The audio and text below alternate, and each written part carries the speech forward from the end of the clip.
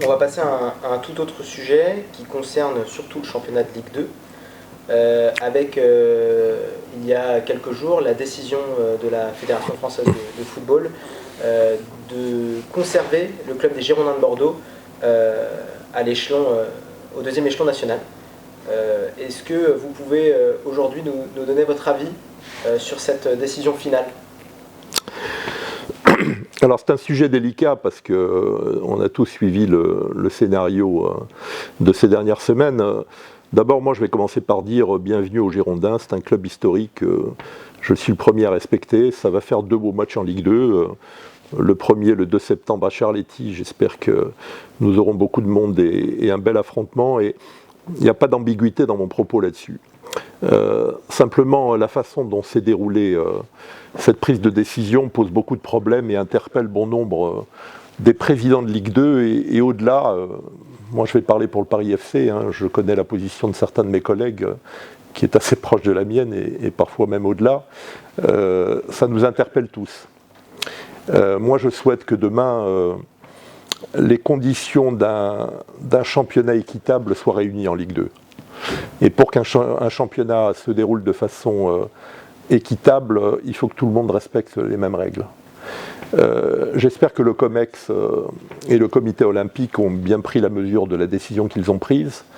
Je crois que cette mesure aurait pu être agrémentée, comme ça se fait dans d'autres secteurs de l'économie, par des conditions qui sont imposées à la direction d'un club qui a pris quelques libertés avec les règles qui s'imposent à tous.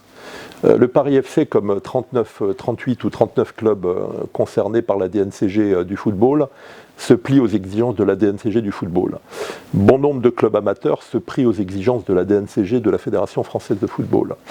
Tout le monde n'a pas eu, il y a 4 clubs de Ligue 2 qui vont être encadrés par la DNCG et dont je connais pour certains d'entre eux la rigueur de la gestion, qui n'ont pas eu la chance d'avoir un deuxième tour et à plus forte raison un troisième tour pour manifester aussi leur volonté d'être traités de façon satisfaisante par rapport au travail qu'ils font au quotidien. Donc moi j'aimerais que le COMEX et le comité olympique prennent la mesure de ce qui a été décidé. La toute-puissante direction juridique de la Fédération française de football, qui fait la pluie et le beau temps, tout le monde le sait, au COMEX comme dans les commissions qui sont censées être indépendantes de la Fédération, ferait bien de bien mesurer ce qui a été fait ces derniers temps. On a bien vu que le tribunal de commerce de Bordeaux a maîtrisé le sujet et a amené le comité olympique et le COMEX à prendre les décisions qu'ils ont prises. Peut-être que demain, il y a d'autres instances qui vont se mêler aussi de la gouvernance du football français. Et peut-être que certains clubs vont se dire que cette forme de gouvernance, qui est parfois un petit peu compliquée à saisir, elle mérite d'être revisitée, aussi bien du côté de la Ligue que du côté de la Fédération française de football. Peut-être que demain, on va s'apercevoir que toutes les conditions ne sont pas réunies pour que les Girondins de Bordeaux naviguent tranquillement sur le fleuve de la Ligue 2 aujourd'hui, et je l'espère pour eux sur le fleuve de la Ligue 1 plus tard, parce qu'il y a des choses qui se sont passées dans d'autres clubs et qui vont peut-être se passer à nouveau aux Girondins de Bordeaux. Et ce qui s'est passé dans d'autres clubs, tout le monde le sait. Pas dans le détail, mais tout le monde le sait. Et je pense que la Fédération comme la Ligue ont les éléments en main pour traiter ce sujet autrement. Je vais prendre un seul exemple. Les politiques de la région Aquitaine, et c'est leur rôle, ont dit oui, un dépôt de bilan, ça mettrait en danger 300 emplois. D'abord, aller en national, ce n'est pas forcément dépôt de bilan. Il y a beaucoup de clubs qui sont passés par là et les actionnaires ont fait leur devoir. Donc cette espèce de chantage au dépôt de bilan n'était pas de mise. Ensuite, est-ce qu'on a bien pris la mesure de ce qu'exige la protection de l'emploi aux Girondins de Bordeaux ? Est-ce qu'on a demandé des engagements aux actionnaires des Girondins de Bordeaux pour que cet emploi soit préservé, puisqu'on a agité le spectre de l'emploi pendant des semaines et des semaines ? C'est ça qui nous agace tous. Il n'y a pas un traitement équitable aujourd'hui entre les Girondins de Bordeaux d'un côté et bon nombre d'autres clubs qui font beaucoup d'efforts dans le monde amateur et dans le monde professionnel. Alors moi je souhaite bon vent aux Girondins de Bordeaux, ça va être un compétiteur je pense de qualité, mais je souhaite en tout cas que dans les jours qui viennent, dans les semaines qui viennent, on prenne la mesure de ce que doit être le respect des règles collectives. Il nous arrive tous d'être en difficulté pour respecter ces règles. C'est arrivé aussi au Paris FC. Ça nécessite des efforts, des actionnaires, des dirigeants, des joueurs, des acteurs. Il faut que ça soit le cas pour tout le monde. Et je crois que la fédération et la Ligue ont aujourd'hui tous les éléments en main, je dis bien tous les éléments en main, pour que tous les clubs soient traités de façon équitable et que tous les dirigeants de clubs respectent les mêmes règles qui s'appliquent dans le football professionnel et dans le football amateur. Pour passer à un point de vue plutôt structurel au niveau du Paris FC, après le Bahreïn, après BRI et après Noah Football Group, le Paris FC a accueilli une nouvelle société, une société franco-américaine au capital du club.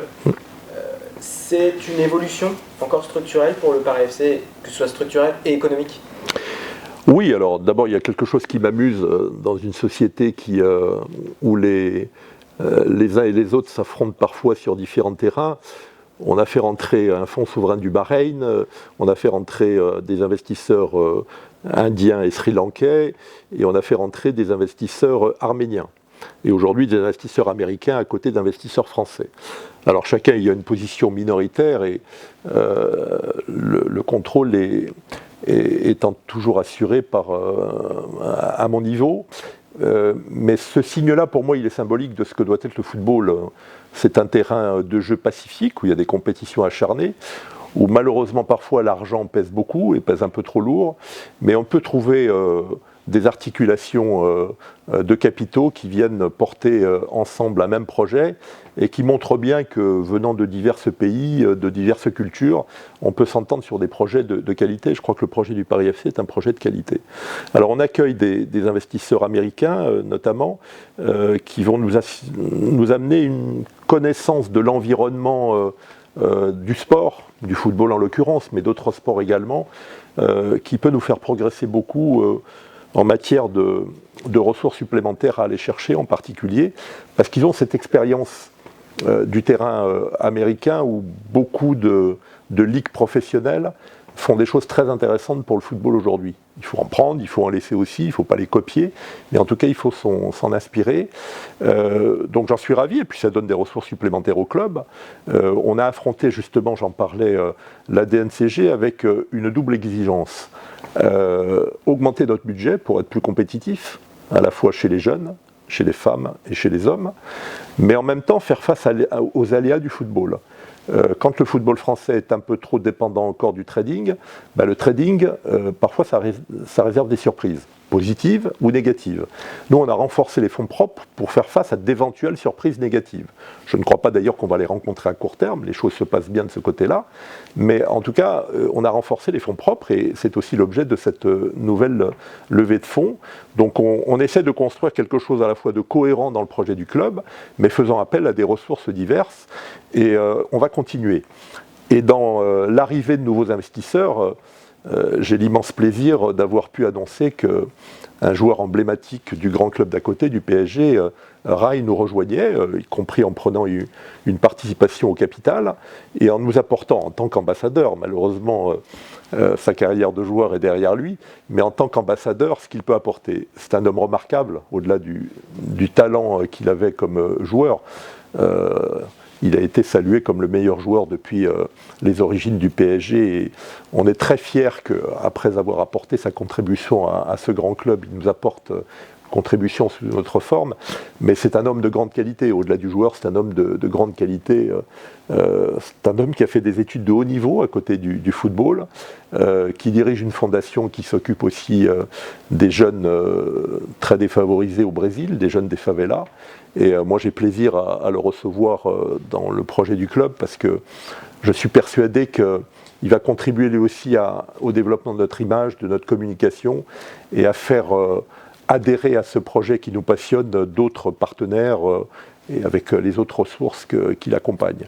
Donc je salue à la fois l'arrivée des nouveaux investisseurs et en particulier celle de Rai qui nous rejoint pour contribuer à l'essor du projet du Paris FC. On va conclure cette interview par une question peut-être un peu plus globale, plutôt à destination de nos supporters. Et on a l'impression qu'aujourd'hui le Paris FC est entré un petit peu dans nouvelle ère. La Ligue 1 est toute proche, la Ligue des Champions avec les féminines, le nouveau partenariat avec Adidas, des grands noms du football français qui arrivent au club. Quel message vous auriez à passer à nos supporters, aux fans du Paris FC, pour venir plus nombreux supporter l'équipe et pour gravir les échelons ensemble? Alors, j'ai l'habitude de parler franc, donc ça reste un point faible du club sur lequel il faut essayer de faire des efforts supplémentaires. Et j'en profite d'abord pour remercier ceux qui sont déjà là et qui nous accompagnent depuis des années pour certains, depuis plus récemment pour d'autres, parce qu'ils font un effort remarquable, y compris en accompagnant ces dernières saisons le club en province. Et les joueurs y sont très sensibles, et bien entendu à Charletti où on les entend de plus en plus. Et je pense notamment à nos deux associations, à nos deux COP qui font beaucoup de bruit, mais qui ont aussi le souci de porter les valeurs du club et de se tenir correctement, quand on l'a vu lors du malheureux match contre Lyon, où on ne peut pas reprocher grand-chose aux supporters du Paris FC dans les affrontements qui ont eu lieu sur le stade et qui nous ont coûté un petit peu cher à la fois sur le plan économique et même sur le plan sportif. Donc, je sais bien que quand on sera en Ligue 1, il y aura du monde à Charletti. Je sais bien qu'on remplira Charletti quand on sera en Ligue 1. Mais c'est aujourd'hui qu'il faut nous aider à faire les efforts collectifs. Le club en fait beaucoup, les joueurs en font beaucoup, les staffs en font beaucoup, les féminines comme l'équipe de Ligue 2 en font énormément. C'est aujourd'hui qu'il faut nous aider. Et on est en train de créer les conditions pour qu'il y ait plus de monde à Charletti, mais il faut que chacun se donne la main et que chaque supporter qui est déjà présent en ramène 1, 2, 3. Nous, on assurera les conditions de sécurité, on a tiré les enseignements de ce qui s'est passé. Charletti n'est pas un stade facile à sécuriser, mais on prend la mesure de tout ça. On a renforcé aussi les moyens dans ce domaine-là, en liaison avec la préfecture de Paris. Donc il faut qu'on nous aide et qu'il y ait un plus grand nombre de supporters qui nous accompagnent, à la fois l'équipe féminine et l'équipe masculine, et puis les équipes de jeunes, même si elles ne jouent pas à Charletti. Donc grand merci à ceux qui font déjà cet effort-là, et qui le font avec beaucoup d'enthousiasme et beaucoup de force, et puis on a prévu des choses avec eux, et dès que les objectifs seront plus facilement atteints, si on a cette assise populaire plus large encore que celle qu'on a aujourd'hui. Merci Président.